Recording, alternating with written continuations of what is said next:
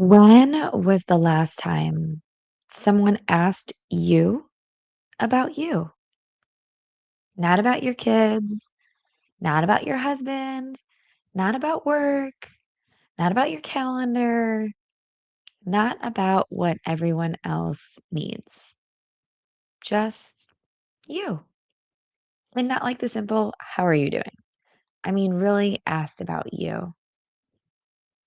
I recently had a call with a life coach that I met at a mastermind in Arizona. She asked me questions that should have been easy to answer, questions about myself. And something unexpected happened. I struggled, not because I didn't want to answer, and not because I was hiding anything, but because I realized I honestly don't spend much time thinking about me anymore. And that realization caught me completely off guard.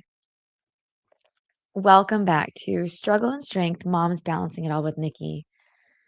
Over the last year, we've talked about the mental load, burnout, friendship, faith, health, values, learning to let go.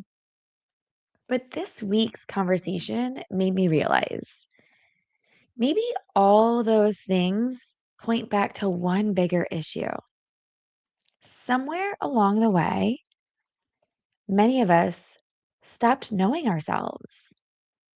Not overnight and not intentionally, just little by little. And today I want to share what happened during that coaching call because I have a feeling that I'm not the only mom who's experienced this. So, a few weeks ago, I attended a mastermind in Arizona. It was an incredible experience, and I met some amazing women. One of them was a life coach who had recently written a book called From Gloom to Bloom. And honestly, I started reading the book immediately. I read half of it on the airplane ride home, and then I read the other half literally that week, finishing it up at night. And after I got done with it, I reached out and I was like, "Hey, I want to talk to you." She goes, "Great, let's schedule a call." Honestly, I thought we were going to talk about the mastermind, about goals, business, mindset, maybe some strategy because I build funnels and I was helping her with strategy about building her book funnel. But instead, after like 5 minutes into our conversation, she goes, "This is about you." And she started asking me questions about me. Simple questions. Questions like, what brings you joy? What do you need right now? Do you have any unresolved issues? Are you carrying anything? What parts of your life still need healing?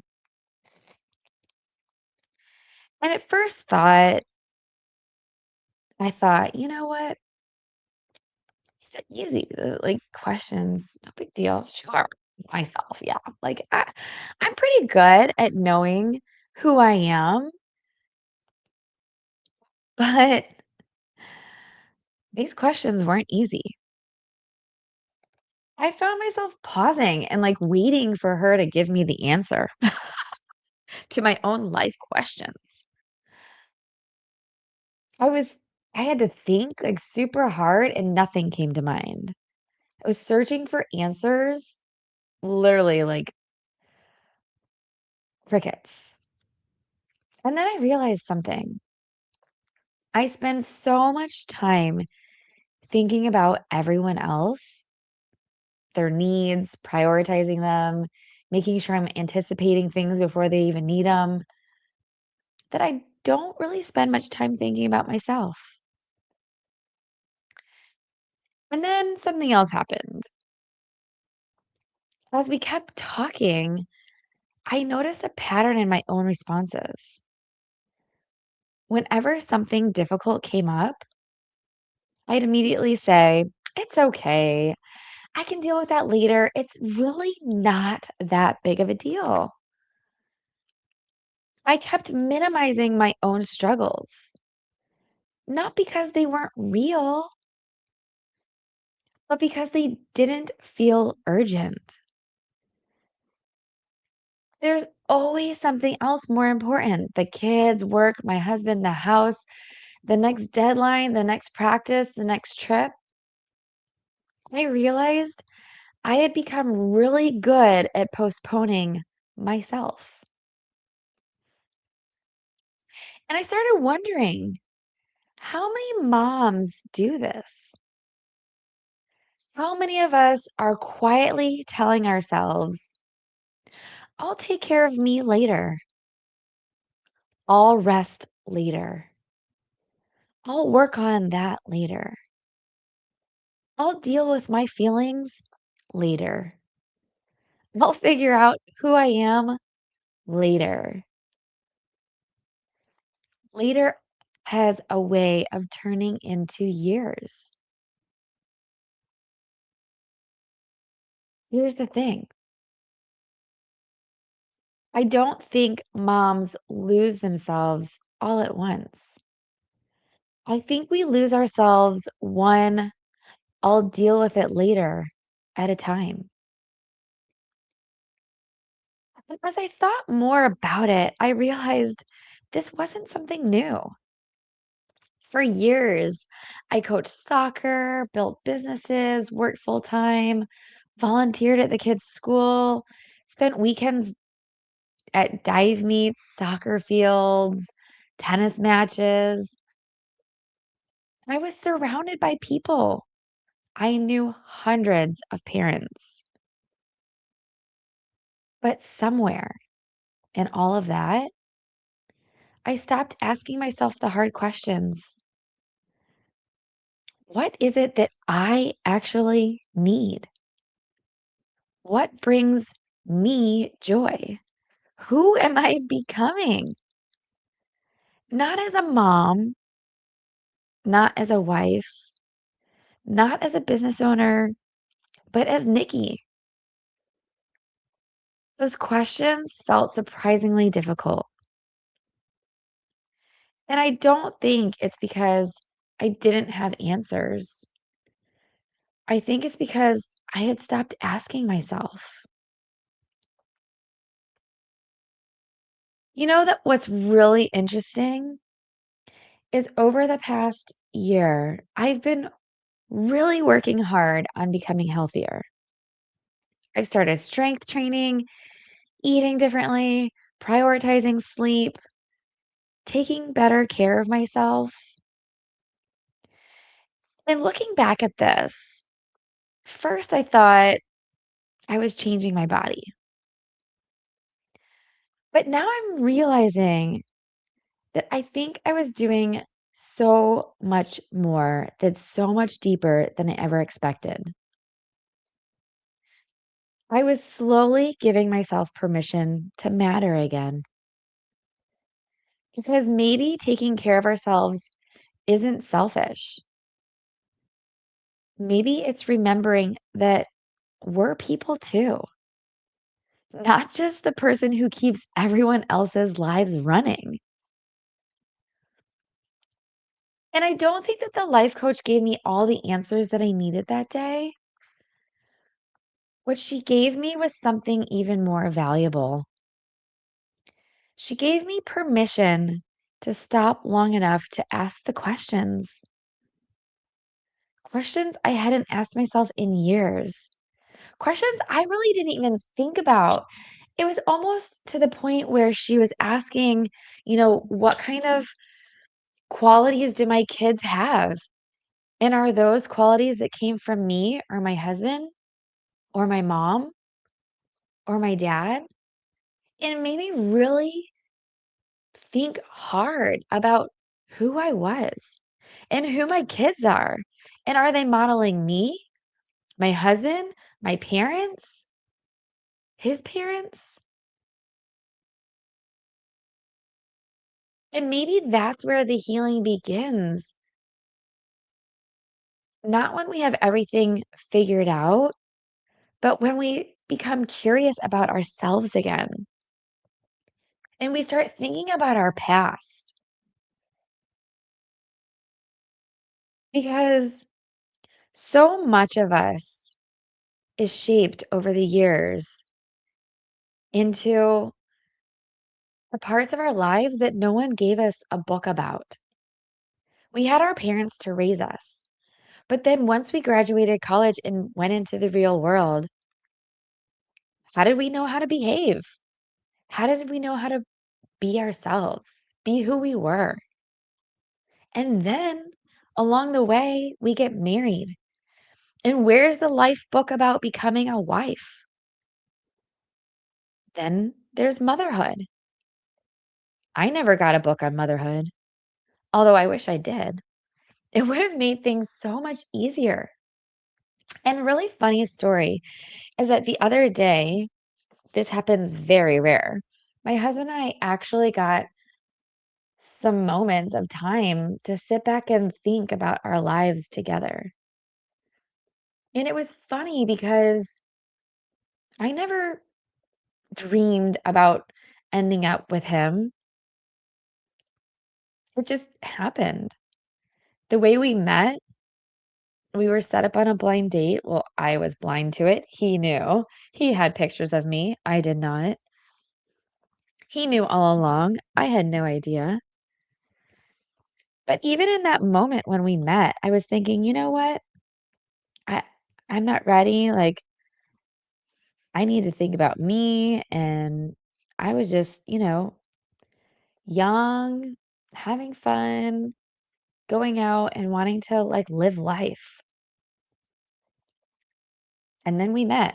And the rest was history. We started spending every waking moment together. But I didn't have a book of how to feel or what to do or and a lot of the behaviors that I learned from my parents, whether those were good or bad or ugly. They did the best they could with me, and that's what I'm trying to do with my kids.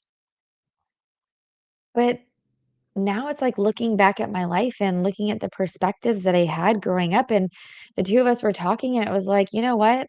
The beginning parts of our marriage were not easy." He lost his job right before we got married. Then he went back to school to become a nurse.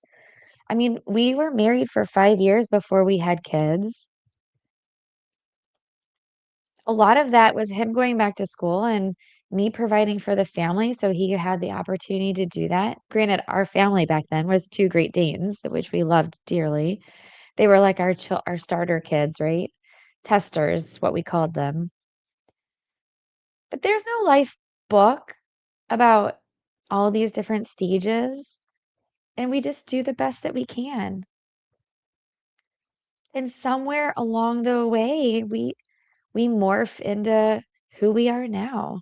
I mean, holy cow, I'm 44 this year. I can't even imagine. Like when I was 24, 26, I think I met my husband when I was 26. When I was 26, I never imagined being with him at age 44 and what that would look like. 3 beautiful kids, amazing opportunities we had in life.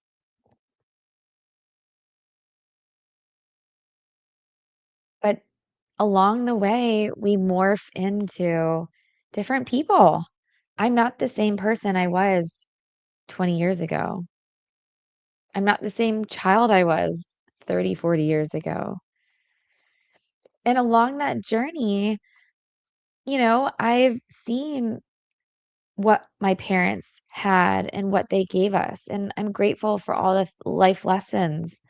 But there's also things that I said I would never do, things that I have done that I never wanted to do. But looking back at that thing, the way that I want to change. And I think we don't do enough reflection on ourselves because we don't have the time.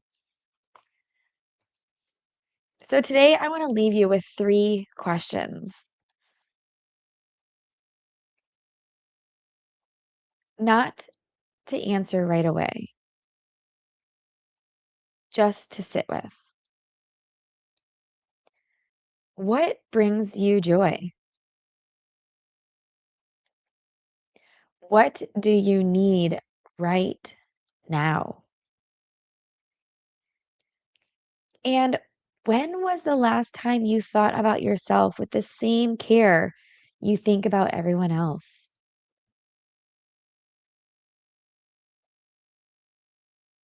Because maybe the person you've been looking for isn't someone new. Maybe she's the version of you that's been waiting patiently while you've been taking care of everyone else.